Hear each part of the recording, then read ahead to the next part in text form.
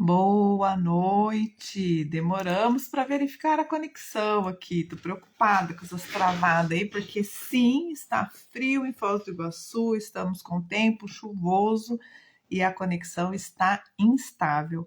Mas nada disso vai fazer a gente desistir e não dar a live por causa disso, tá? Se começar a travar aí, a gente passa pro 4G e vê como é que vai acontecer.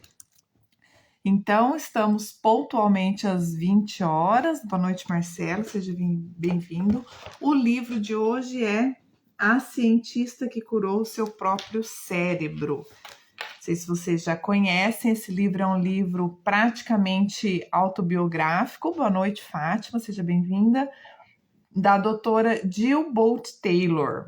O relato da neurocientista que viu a morte de perto, reprogramou a sua mente e ensina o que você também pode fazer. É um livro fantástico. Vocês já estão tirando sarro de mim, dizendo que eu tô clichê, elogiando os livros que eu escolho. Vocês têm toda a razão. Mas como eu sou suspeita, né? Porque é o livro que eu escolhi para a semana, eu vou continuar falando bem dos livros que a gente indica, tá bom? Então, é um livro assim poderosíssimo, porque é o relato da doutora Jill enquanto ela sofre um derrame, enquanto ela sofre uma paralisia do lado esquerdo, né, do hemisfério cerebral, do hemisfério esquerdo, e ela traz riqueza de detalhes de como isso aconteceu, tá? Claro que a gente não vai dar o spoiler a ponto de detalhar todo esse processo, até porque não teríamos tempo para isso, mas a ideia é a gente instigar quem ainda não leu ou quem até já leu, ter uma nova visão também, né, sobre os principais aspectos, vamos dizer assim, desse contexto crítico da doutora Jill. Então, este livro é muito mais do que simplesmente falar sobre o cérebro humano, tá? É principalmente sobre como podemos cuidar melhor do nosso corpo, da nossa mente, a partir da experiência da doutora Jill, né? Que é uma especialista em neurociência. Então, ela é uma neurocientista, ela é uma neuroanatomista, trabalhou grande parte da vida profissional dela com isso e ainda trabalha depois da sua recuperação, é o que a gente vai falar, tá? Então eu vou começar falando sobre a doutora Jill. Não porque ela é autora do livro, mas principalmente porque ela é a personagem do livro. Então dá uma panorama assim, né, de quem ela é, para a gente saber de quem a gente está falando, ou de quem o livro está falando. Ela é neurocientista, foi estudante, é pesquisadora e professora da Universidade de Harvard, escritora, professora, oradora pública e adora o processo da educação. Então, ela dá aula, ela educa todas as faixas etárias, não só na universidade, né, mas ela faz alguns trabalhos desde criança, jovem, adolescente, adultos, até as pessoas já em idade idosa.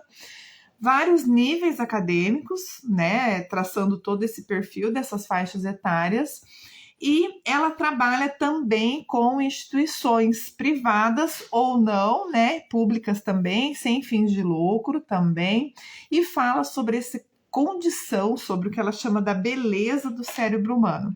E óbvio, como penso eu, a maioria dos neurocientistas é uma apaixonada pelo cérebro humano, assim como eu, o que não me compara a ela em função de qualidade, competência estudiosa dessa maravilha que é o nosso cérebro, né? Eu gosto muito, eu tenho alguns livros, enquanto eu estava relendo esse livro dela para preparar a live para vocês, eu já me lembrei de vários outros livros. A gente fez no ano passado acho que uma ou duas lives falando sobre o cérebro e esse funcionamento, a própria questão da neuroplasticidade, porque a gente tem aquela ideia, né, de melhorar sempre, então de estar se ressignificando, se reeducando, se transformando. Então a mudança faz parte da nossa rotina, do nosso dia a dia, e a ideia é a gente entender como que a gente pode auxiliar esse processo das nossas mudanças, das nossas reciclagens, utilizando a neuroplasticidade, ou seja, usando o nosso cérebro em nosso favor.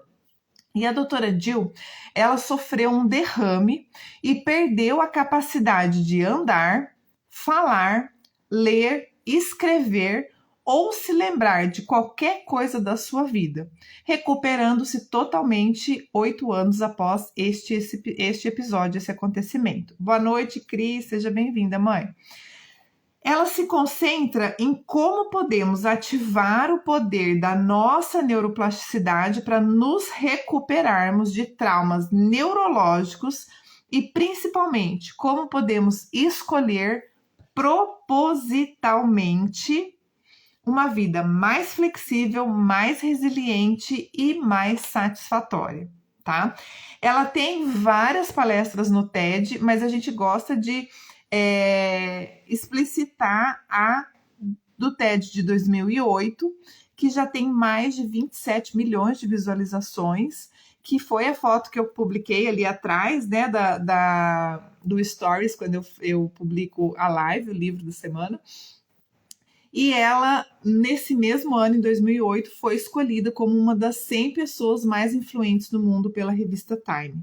Então, ela teve, assim, uma super exposição e é super reconhecida até hoje, não só em função, né, desse episódio, desse processo do derrame, da sua recuperação, mas também em função da própria bondade dela em explicitar, né, em se colocar como cobaia dentro desse contexto, tá?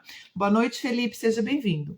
Então, a doutora Jill, ela convencida, e ela cita isso no livro, de que o derrame foi uma das melhores coisas que poderia ter lhe acontecido, escreveu então esse livro para mostrar a todos como é possível superar um problema de saúde tão grave e ainda aprender a cuidar melhor do corpo e da mente. E é sobre isso que a gente vai falar hoje, muito superficialmente, porque vale a pena aprofundar. É um livro fácil de ler, parece que a autora está conversando com a gente.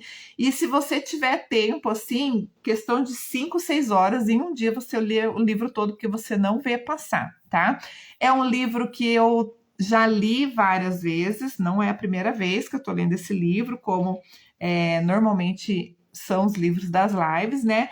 Mas é um livro que quanto mais eu leio, mais eu quero ler, porque a gente aprende a todo momento. Situações diferentes, muitas vezes fazendo reconhecimento e analogias com o nosso momento de vida, mas ela é de fato fantástica. Eu não vou ficar mais aqui falando da doutora Jill, porque senão eu vou gastar a nossa 1 hora falando dela, que vocês já perceberam que eu sou fã dela, né? Então vamos lá. Para Jill, este acidente é citação do livro, tá? Este acidente lhe ensinou que é possível alcançar a paz de espírito tão almejada por todos, bastando para isso que estejamos atentos às mensagens enviadas por nosso cérebro. Este livro é um mergulho fascinante pelo mais importante mecanismo da mente humana e uma longa jornada de reflexões através do testemunho emocionante de quem teve a sua vida de volta e aprendeu que a mente tem o poder de trazer uma nova vida, basta querer. Então, a gente começa falando sobre essa paz de espírito, já no início da citação do livro, e se eu não me engano, a última frase da live, a gente acaba com essa mesma informação, tá? Então, é uma construção para a gente entender como depende das nossas escolhas, das nossas opções, das nossas decisões e da nossa vontade, aquilo que a gente quer fazer com a gente mesmo e principalmente com a nossa vida, com todos que envolve, todos os contextos que fazem parte da nossa vida. Então, a história começa no dia 10 de dezembro de 1996, que foi durante uma manhã, a doutora Jill se preparando para banhar, para, né, acabando seu exercício físico ali para ir trabalhar, ela começa então a sofrer uma forma rara de derrame no hemisfério esquerdo do cérebro. E aí eu trago uma citação da própria autora. No breve espaço de 4 horas, sob um olhar de curiosa neuroanatomista, isso ela falando dela mesma, vi meu cérebro deteriorar-se por completo em sua capacidade de processar informação. Encolhida, como se voltasse a ser um feto, Senti o meu espírito render-se à morte. E é certo que em nenhum momento imaginei que seria capaz de dividir a minha história com alguém. E este livro, então, é o primeiro relato documentado de uma neuroanatomista, de uma neurocientista que se recuperou por completo de uma severa hemorragia cerebral. Pode ser que isso tenha acontecido com outras pessoas, mas não nesse nível de detalhamento, com esse nível de informação e tecnicidade que a doutora Jill nos traz no livro, tá bom? Boa noite, Rodrigo, seja bem-vindo. Ela relata cuidadosamente, com riqueza de detalhes, o que se passou nesta manhã que ela teve o derrame, e também traz um capítulo específico sobre a sua recuperação, traz mais de 50 dicas com o objetivo de ajudar a todos que já passaram, já tiveram algum tipo de derrame leve, moderado ou grave, e principalmente para as pessoas que convivem e ou conhecem alguma pessoa que já teve derrame, para poder ajudá-los, tanto na compreensão deste processo, desta patologia, quanto no apoio para uma recuperação que muitas vezes os próprios médicos, os próprios cientistas e principalmente o próprio paciente e ou familiares acreditam que não é possível uma recuperação plena. Então a doutora Jill nos pede, né, citando de novo conforme ela escreve no livro: compartilhem essa informação com quem dela puder se beneficiar.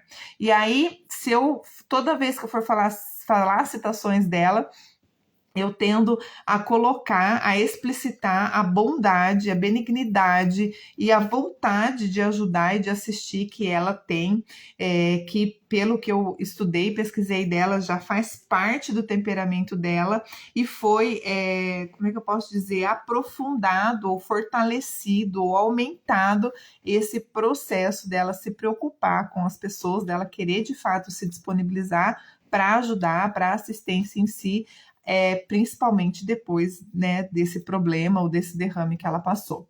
Esse livro, então, é sobre a beleza e a resistência do cérebro humano, graças à sua capacidade inata de se adaptar constantemente à mudança e de recuperar as suas funções. Então, há situações que até hoje são inacreditáveis, ou que em função dos próprios fatos, dos estudos, as pessoas não acreditam que é possível ser revertida. E a doutora Jill traz de que sim, é possível a recuperação de todas as suas funções e, inevitavelmente, qualquer que seja o contexto, essa condição tende a levar ou fazer a pessoa que passa por essa condição vivenciar um estado de paz interior que indescritível, ou descrito conforme a própria doutora Jill nos traz no livro, e aí eu convido vocês a se aprofundarem lendo um livro, tá bom? E ela fala assim: ressuscitei a consciência do meu hemisfério esquerdo com a finalidade de ajudar outras pessoas a alcançar aquela mesma paz interior, sem precisar sofrer um derrame. Espero que apreciem a jornada. Então ela tem essa preocupação de ajudar as pessoas, mas que as pessoas reconheçam, né, identifiquem, encontrem essa paz interior sem precisar passar por tudo que ela passou, tá? Então ela nos traz a todo tempo, também nos chama a atenção e tenta trazer, né, a nossa atenção, a nossa lucidez, a nossa memória, o nosso reconhecimento pela maravilha que a gente tem de estar nessa oportunidade da vida humana, tá bom? Doutora Jill se interessou pelo estudo do cérebro humano devido ao seu irmão. Então, tudo começou... Boa noite, Alexandre, seja bem-vindo. Tudo começou quando ela começou a se preocupar com a esquizofrenia do irmão, né? Então, ele era portador de esquizofrenia, e aí, então, ela começou a se interessar pelo cérebro humano, querer entender como é que funcionava esse processo e essa desconexão da realidade humana com a condição, no caso do irmão, que sofria dessa patologia, do processo de esquizofrenia. E aí ela passou a trabalhar no laboratório da doutora Benes, no McLean Hospital, após se transferir para atuar no departamento de psiquiatria da Harvard Medical School. Então, lá nesse departamento de psiquiatria que ela tinha, né, fazia os estudos dela, as pesquisas delas, as publicações, tem publicações várias, né, dezenas de publicações, se não mais, de todas as pesquisas que ela participou ou mesmo foi líder, epicentro no desenvolvimento, tá? Principalmente atuando até com os próprios alunos. Participou da imensa dificuldade em terem famílias que aceitassem a doação de cérebro, né, dos cérebros dos seus entes queridos para os estudos. Então, lá nesse hospital, eles tinham uma parceria com o Departamento de Psiquiatria de Harvard, e eles precisam, como que se dava, né, o estudo, o desenvolvimento, o próprio aprofundamento dos estudos do cérebro humano? Precisaria de cérebros, né, para poder entender como é que se fazia essas conexões e tal. E aí no TED ela explica isso, é bem legal, porque esse TED de 2008 ela traz um cérebro, né, humano, real, e aí ela mostra ali, explica essas, um pouquinho, né, rapidamente, óbvio, dessa condição das conexões, de como os hemisférios são separados e como se dá a inter-relação, as conexões entre eles, dentre outras coisas, tá? Então, essa foi uma das maiores dificuldades que eles tinham em ter cérebros para poder fazer, né, para poder se pesquisar. Além do completo relato detalhado do que aconteceu ao seu próprio cérebro e à sua mente na manhã em que sofreu o derrame, a doutora Jill apresenta um pouco da ciência simples para nos auxiliar a entender a anatomia que dá suporte às experiências cognitiva, física e espiritual. Então, ela faz um cotejo durante todo o livro, tentando explicar tecnicamente, mas numa linguagem acessível, principalmente para nós, leigos, o que ela chama de ciência simples, né? Essa parte assim mais direta, para que possa ampliar a nossa compreensão daquele relato das situações que ela estava vivendo ali, tá? Até tem uma parte mais para o final, um capítulo que ela explica bem detalhadamente essa diferença do hemisfério esquerdo com o direito, as suas funções e como essa inter-relação se dá, tá bom? Boa noite, Adri, seja bem-vinda. Nada substituirá a leitura atenta do livro. O que tentaremos aqui é explicitar algumas lições aprendidas com a vivência da própria autora, né? Então, é um livro que a gente não tem como resumir. Tanta profundidade, tanto detalhismo, só lendo, né? Não adianta eu tentar resumir assim o que ela passou naquelas 4 horas, porque ela relata com riqueza de detalhes, o que ela sentiu, que dedo formigou primeiro, como é que foi, né, nessa situação assim. Boa noite, Drica, seja bem-vinda. Ei, Adri, tá nos Estados Unidos? Muito bom! Estamos com presença internacional aqui. Sejam todos muito bem-vindos, tá? E aí eu vou trazer de novo uma citação um pouco mais longa dela, em função da gente começar a entrar nesse processo dos aprendizados, tá? Né? De tirar proveito desse experimento que ela nos presenteia com a escrita desse livro. Quanto mais tentava me concentrar, mais as minhas ideias pareciam fugir. Em vez de encontrar respostas e informação, encontrei um crescente sentimento de paz. Então, quanto mais ela tentava entender o que estava acontecendo com ela durante o processo ali do derrame acontecendo, menos informação ela entendia, menos coerência ela tinha, e ela relata isso, né? Algumas situações ali que ela tenta colocar, e mais aumenta essa condição, esse sentimento da paz, e o que ela fala que ela experimentou como uma paz interior.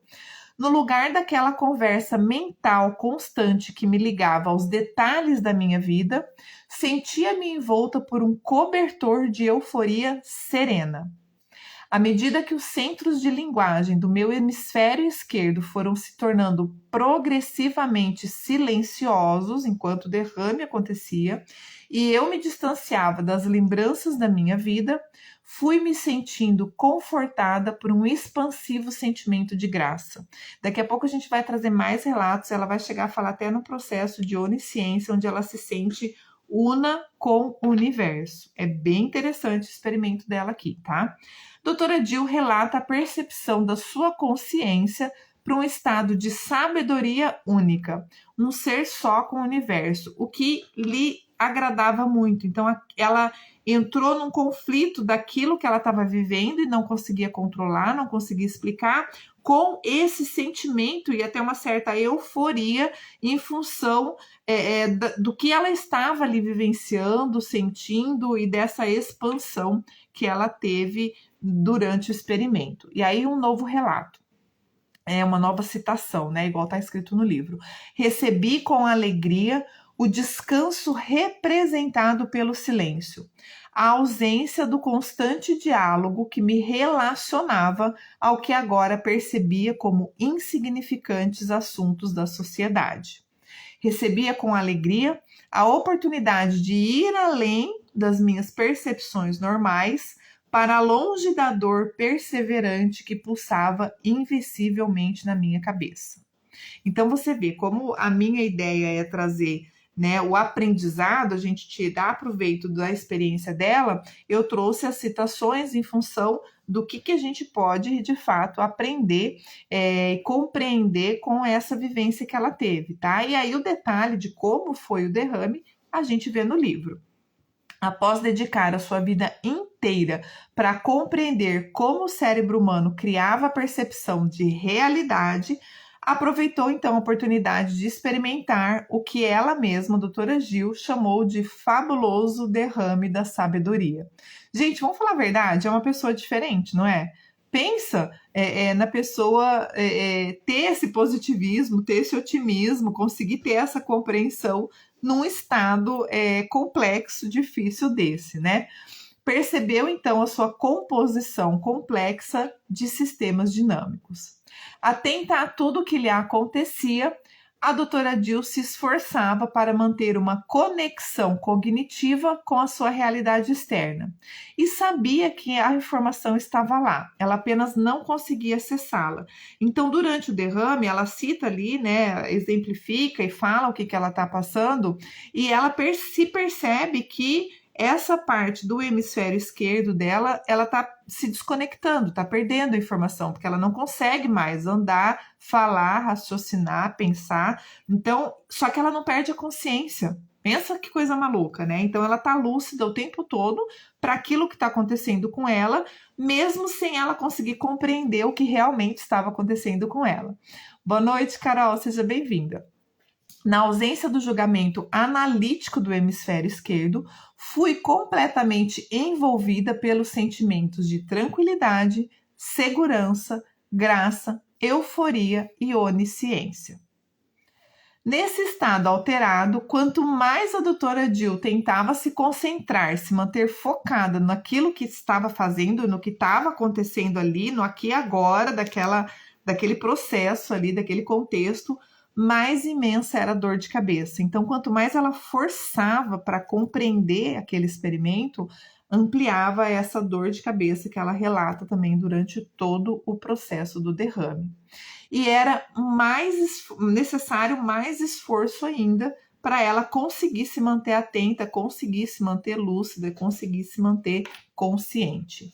E aí, de novo, ela fala assim: sentindo que havia perdido a sincronia com a vida que conhecia, estava ao mesmo tempo perturbada e fascinada pelo que testemunhava como sistemático colapso da minha mente cognitiva.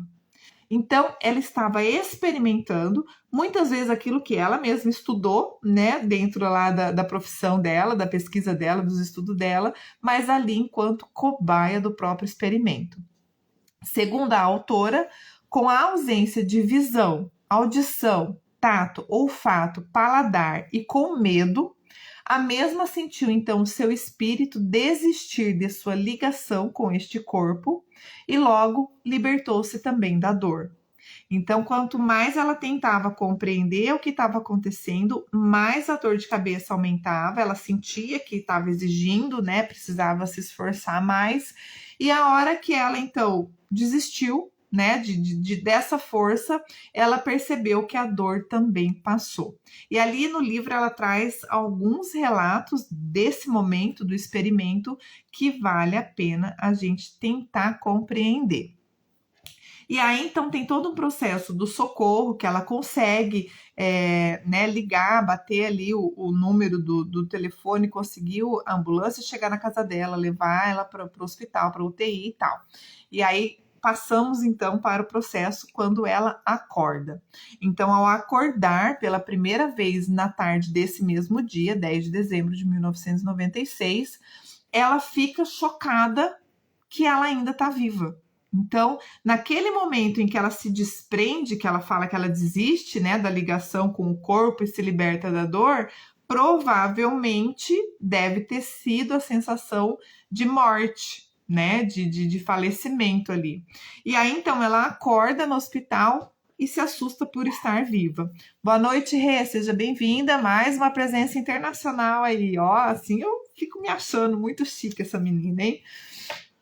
Então, quando ela se assusta, se choca por estar viva, ela percebe-se imbuída, repleta, completamente, né, toma conta dela a condição da gratidão a todos os profissionais que atuaram na sua assistência até ali, que estão cuidando dela e que virão cuidar dela durante toda a sua recuperação.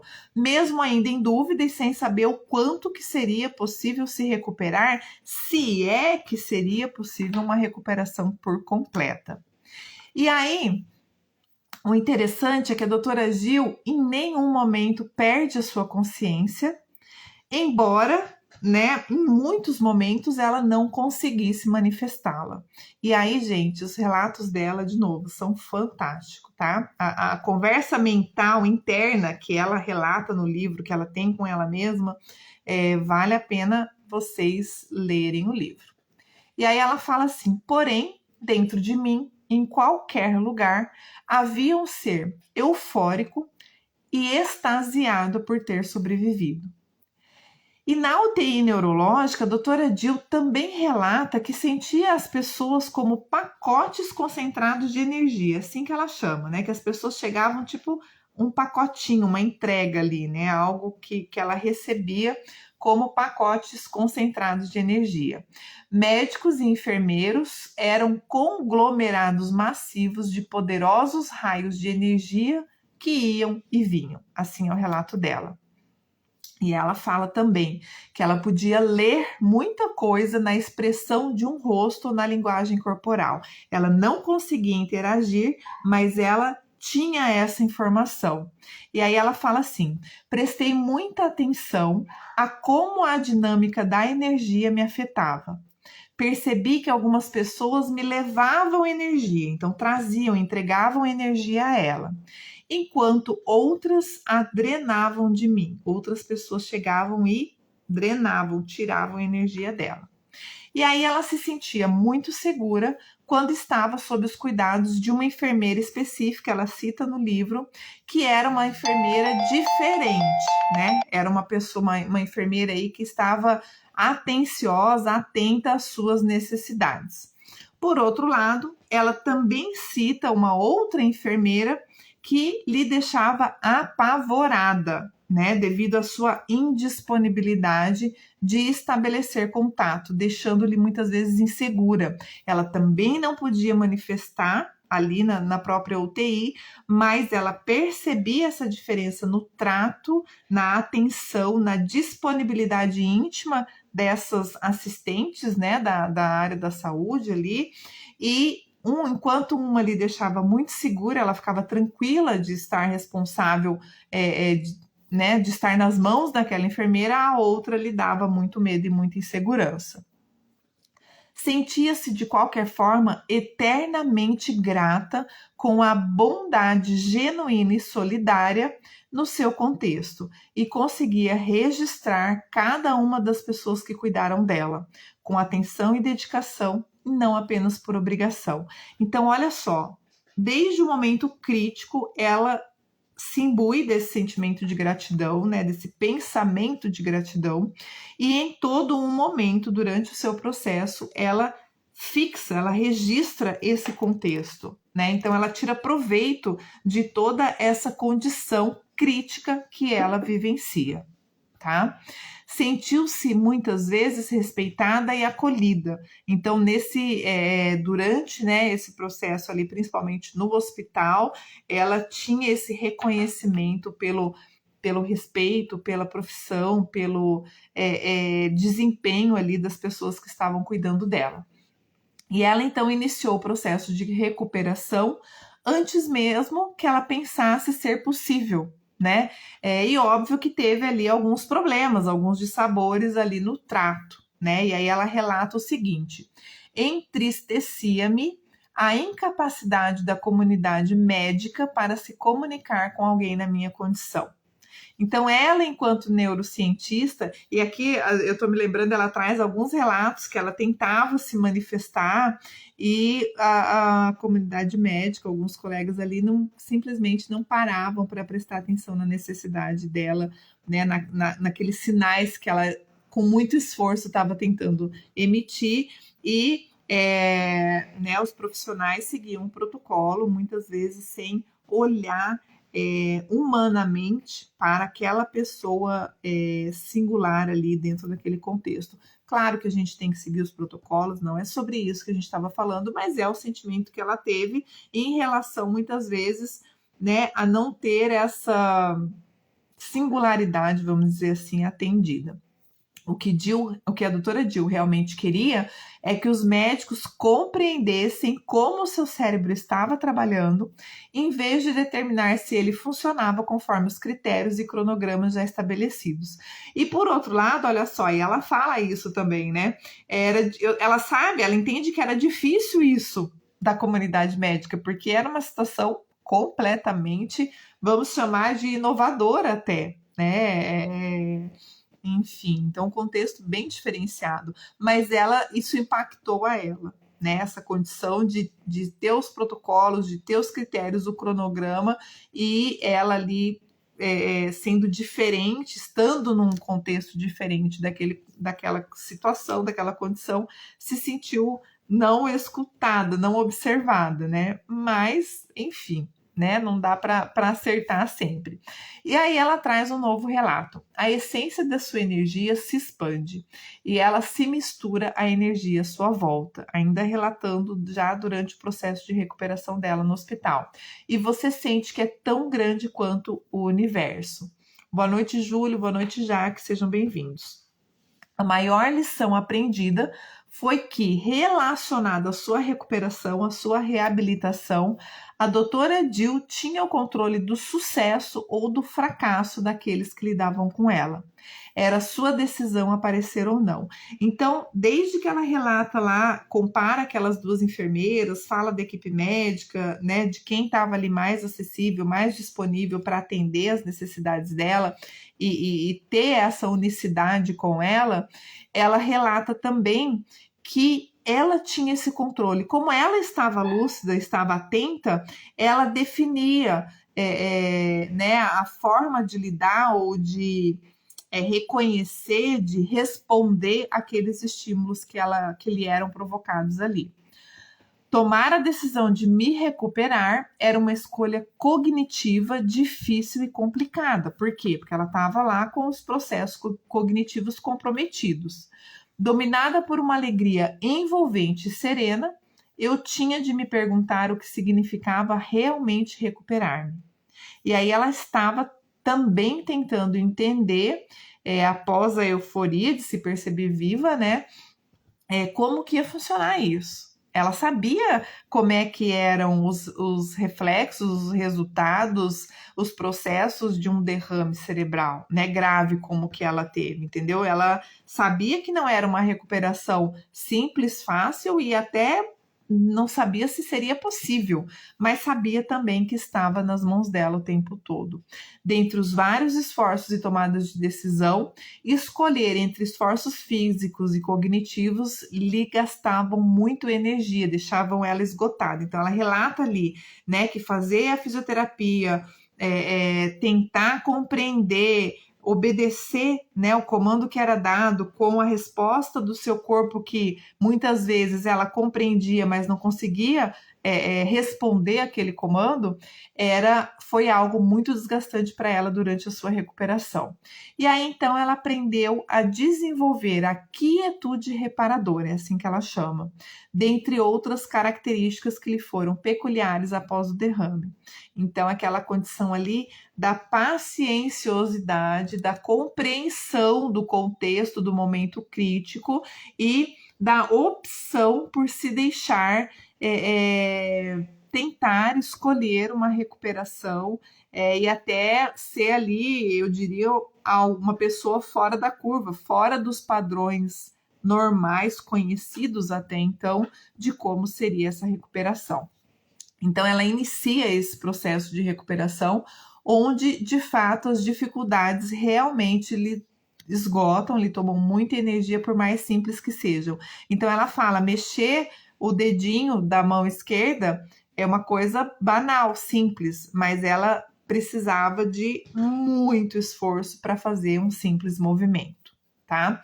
Porém, a doutora Jill estava disposta a tentar e definitivamente fazer acontecer, o que realmente aconteceu, uma vez que a recuperação pode ser prejudicada pela falta de esperança. Então, ela fala desse contexto onde, se o próprio paciente não acreditar naquilo que é possível ser feito, a tendência de fato não conseguir se recuperar, aquilo não acontecer, ela é mais alta, tá? É o que ela chama ali da falta de esperança. E aí ela traz dentro da sua experiência que ela queria sim se recuperar. E isso era o que era mais importante naquele momento. Então ela decide que ela quer passar, né, por esse processo, por esse experimento, pensando até em como ajudar as pessoas que pudessem vivenciar em algum momento, algum contexto similar àquele, ou acompanhar alguém que estivesse vivenciando um processo similar àquele. Então ela decidiu que sim, que ela iria se recuperar. E isso era o que importava. Então, que todo o esforço, todo o esgotamento físico, energético, mental, cerebral que ela estava vivenciando, ele seria válido porque ela decidiu, né, passar por esse experimento. Passou pela experiência da capacidade de resistência e a infinidade de recursos do cérebro em busca de uma maneira de se comunicar. Ela relata aqui quase 4, 5 páginas ininterruptas falando de como ela tentava se expressar, se comunicar, porque ela estava consciente e lúcida e o corpo não respondia, as expressões dela não saíam por mais que ela desse o comando.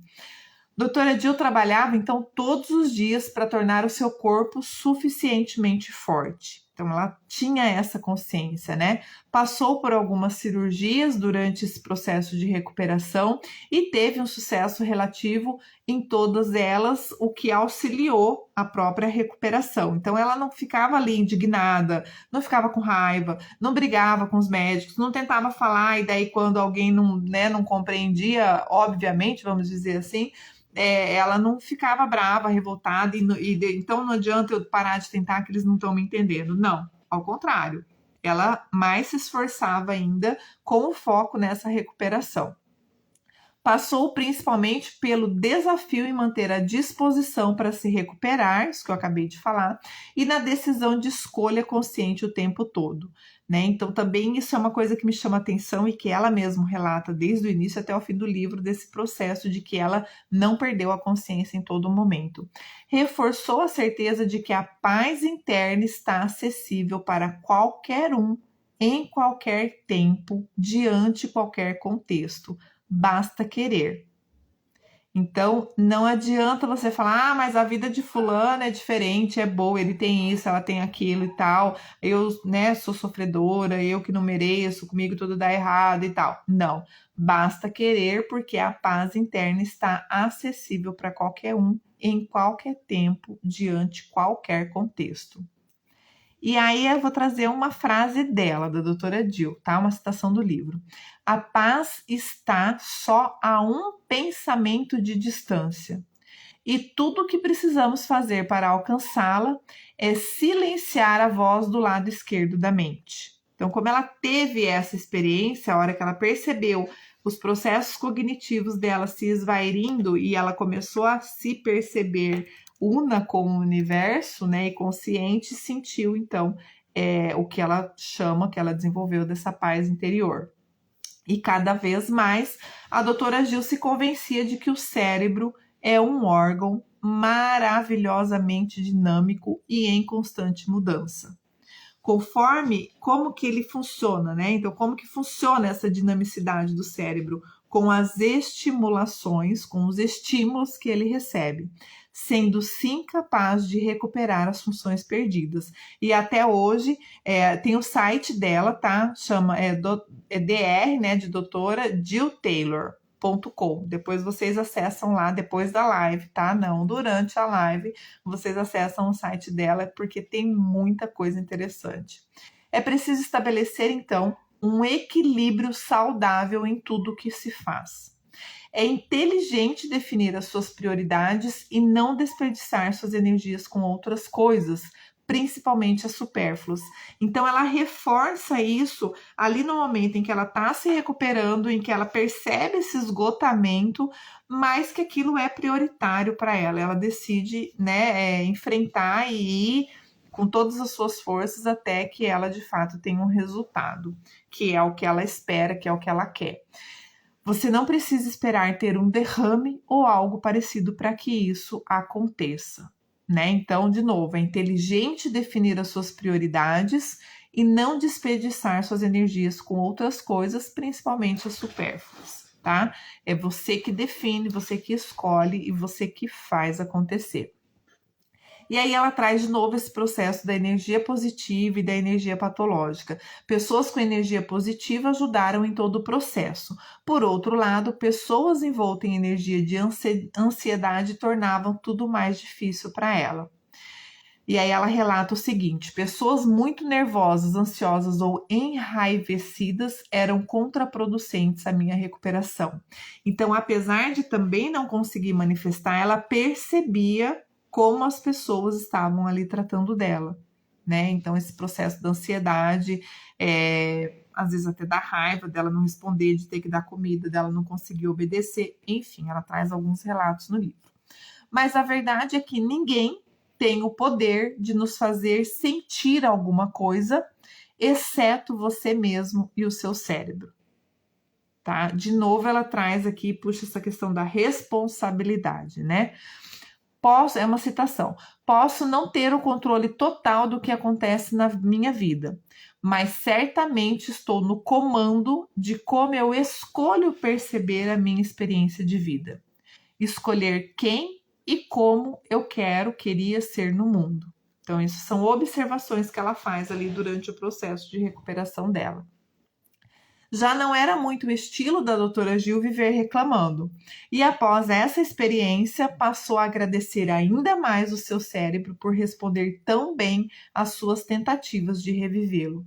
E, inevitavelmente, aprofundou, apoderou-se e reforçou a sua gratidão por estar viva.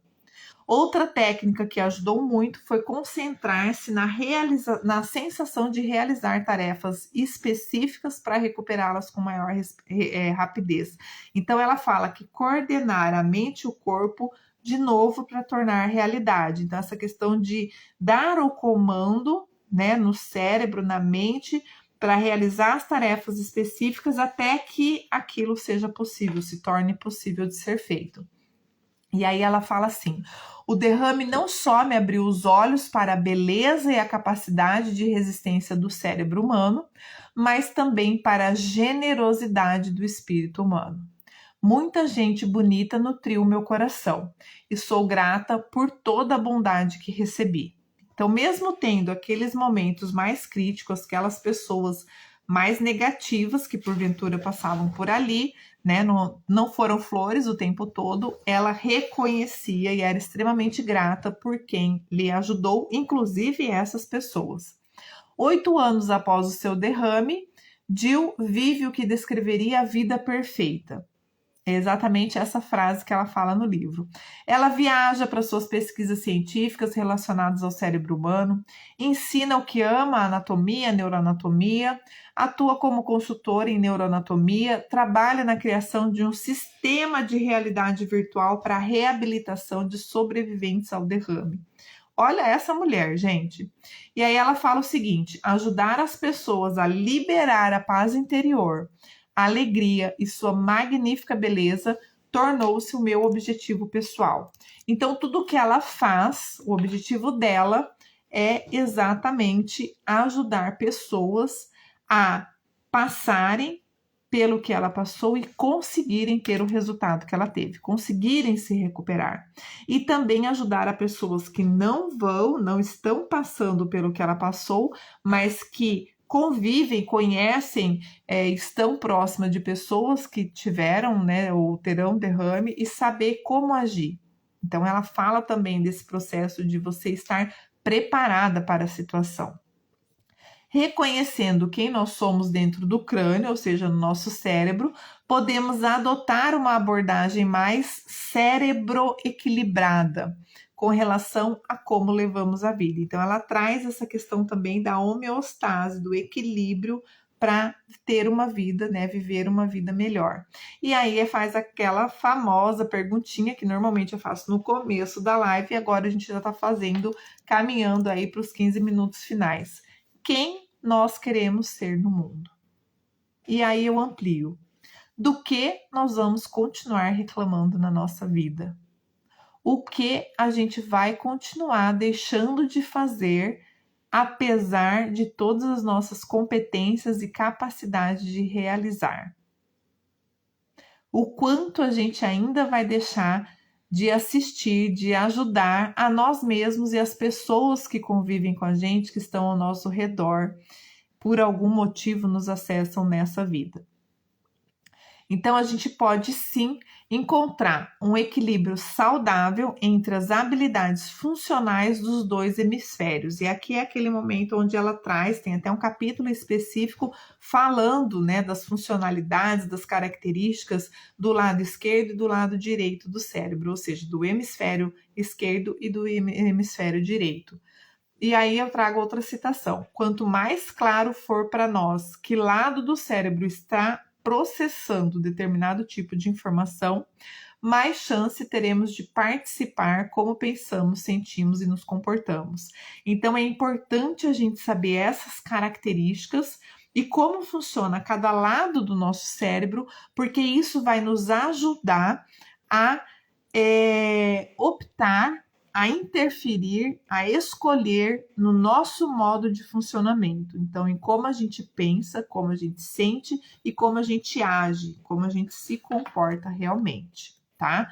E aí, então, ela traz a condição da gente assumir o comando, né? É um capítulo que começa, o título é exatamente esse, assuma o comando.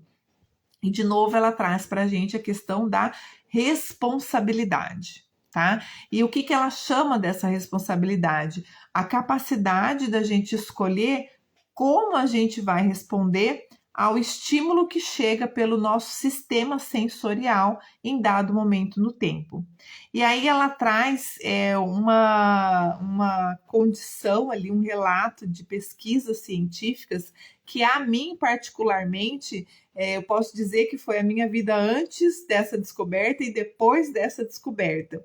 Então ela fala o seguinte: são necessários 90 segundos para um programa límbico ser acionado, percorrer todo o nosso corpo e depois ser completamente banido da corrente sanguínea. O que quer dizer isso? Ó, o relato dela, frase tirada do livro. Momento a momento, faço a escolha de me ligar ao neurocircuito ou recuar para o momento presente, permitindo que aquela reação desapareça da minha fisiologia. O que ela quer dizer isso?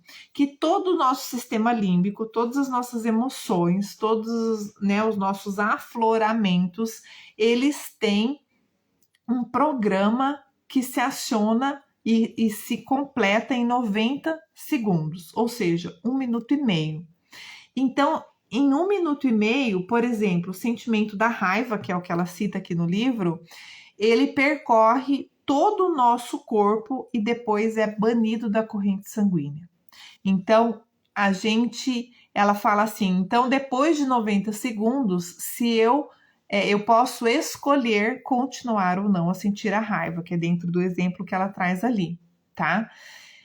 E isso me fez pensar, eu acabei pesquisando até outras coisas, que né, não é o foco, óbvio, agora o foco é no livro, mas de fato a perceber que é nossa opção, sim, é nossa escolha continuar sentindo aquele sentimento negativo ou positivo dentro das nossas experiências e da nossa vida, tá? Porque biologicamente, quimicamente, anatomicamente, todo o nosso sistema límbico ele é acionado e dissipado em 90 segundos. Há sempre uma forma alternativa de olhar para qualquer situação. Então, aqui também ela traz o que a gente vem falando em algumas lives, aquele contexto de a gente olhar o copo meio cheio ou meio vazio. Então, não é só ter uma visão otimista da vida, não é só fazer de conta que nada de ruim acontece, pelo contrário, é sim ter o choque de realidade, assumir essa realidade, mas escolher como lidar com essa realidade. Porque a gente pode se vitimizar, escolher sofrer o resto da vida, ou arregaçar as mangas e partir para a ação. Escolher fazer a diferença.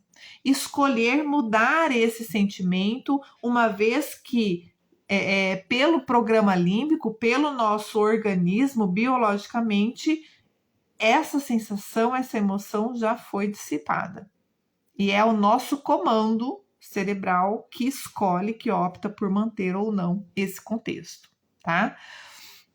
Fazemos escolhas inconscientes sobre como respondemos o tempo todo. Tudo o que a gente faz o tempo todo, a gente está escolhendo entre uma coisa e outra, tá? Você pode decidir sobre o que você está pensando e sentindo. E por mais que você não queira ou não perceba, você está fazendo isso o tempo todo. Aí vou trazer uma citação dela, tá? É libertador saber que tenho a habilidade de escolher uma mente pacífica e amorosa, quais forem as circunstâncias físicas ou mentais.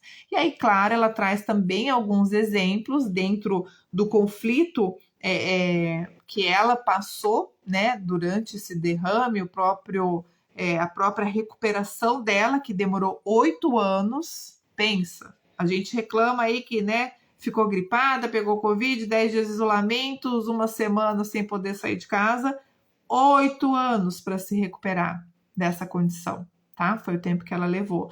E aí ela cita o quanto é libertador ela saber que a escolha é dela, que a opção é dela. Boa noite, João. Boa noite, Cidinha. Sejam bem-vindos.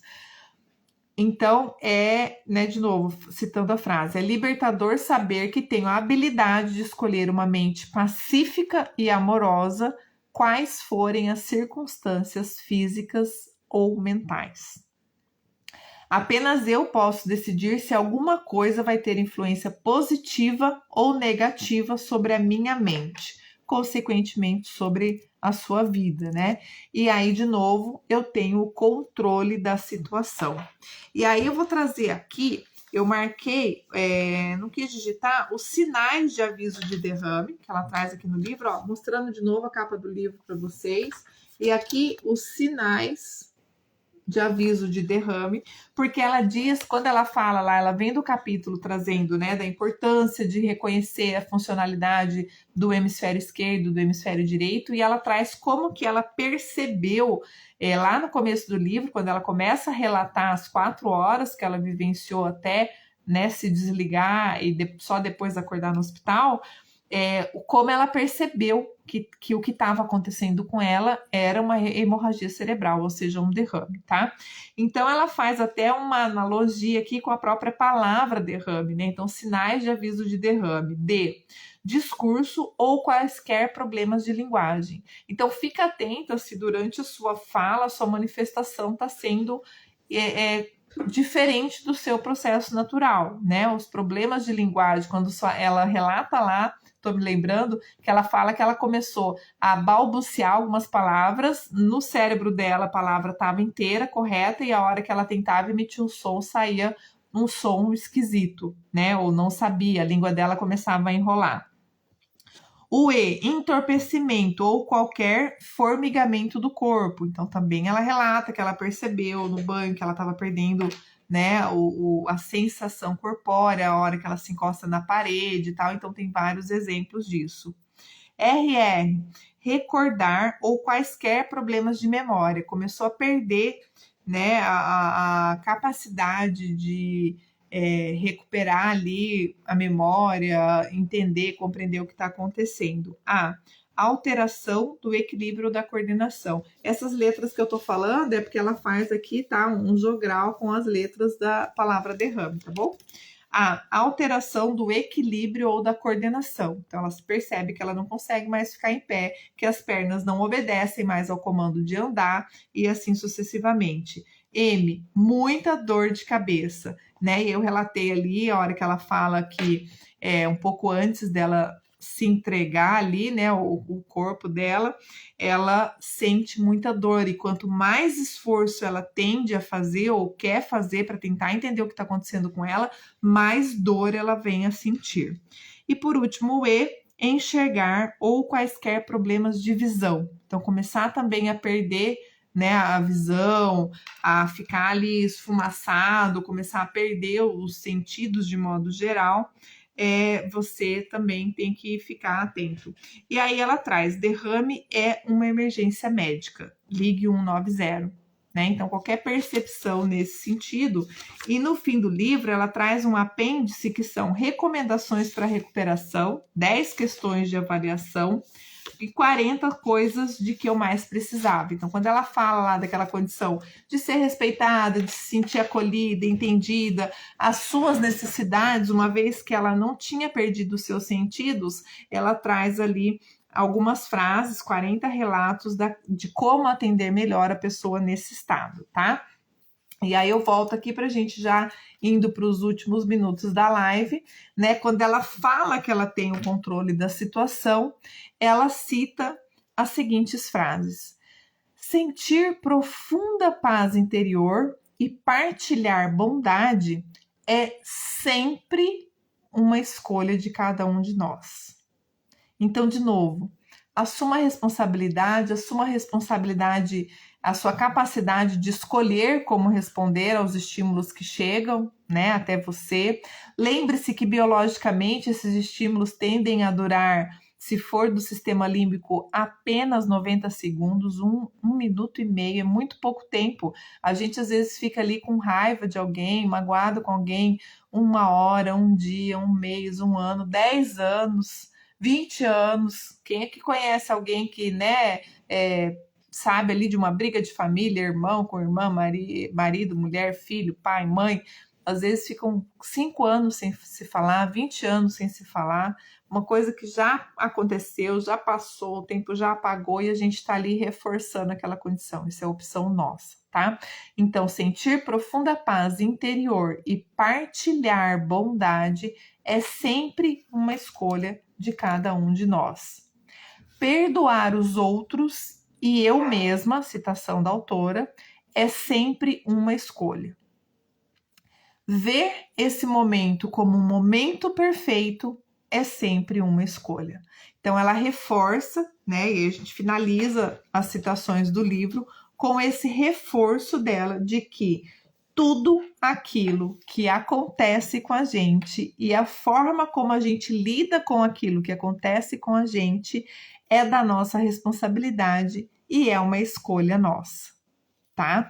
E aí eu indico de novo vocês assistirem o TED dela, coloca lá no Google TED Jill Taylor, TED da cientista que teve derrame cerebral, TED da cientista que curou seu próprio cérebro, qualquer coisa que vocês colocarem relacionada ao livro, aqui como é que escreve o nome dela, ó, Jill Bolt Taylor. Ela não usa o Bolt, tá? Ela usa Jill Taylor. Vale a pena.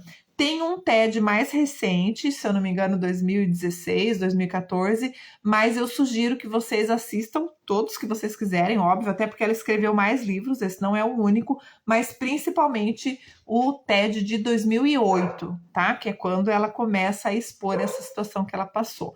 Boa noite, Paty, boa noite, Nerli, sejam bem-vindos, voltem lá para o começo da live, assistam todos que vale a pena. E aí eu quero agradecer vocês, já finalizando, né? Menos de um minuto aí para chegarmos às 21 horas. Eu quero agradecer vocês por estarem mais essa semana comigo. Semana passada a gente não esteve junto, senti falta já, faz diferença na minha rotina, na minha semana, não estar com vocês aqui. E aí a gente se encontra quinta-feira que vem. Domingo ou segunda eu vou postar o livro da semana que vem, já dando um spoiler aí, como se defender de ataques verbais. Também vamos ter ali algumas técnicas para a gente aprender a assumir esse posicionamento, essa responsabilidade, essa escolha nossa de não entrar na onda, né, dos dissabores em relação à decisão dos outros em nos atacar, tá bom? Beijo grande, obrigada a todos, uma ótima semana e até quinta-feira que vem. Obrigada, Adri.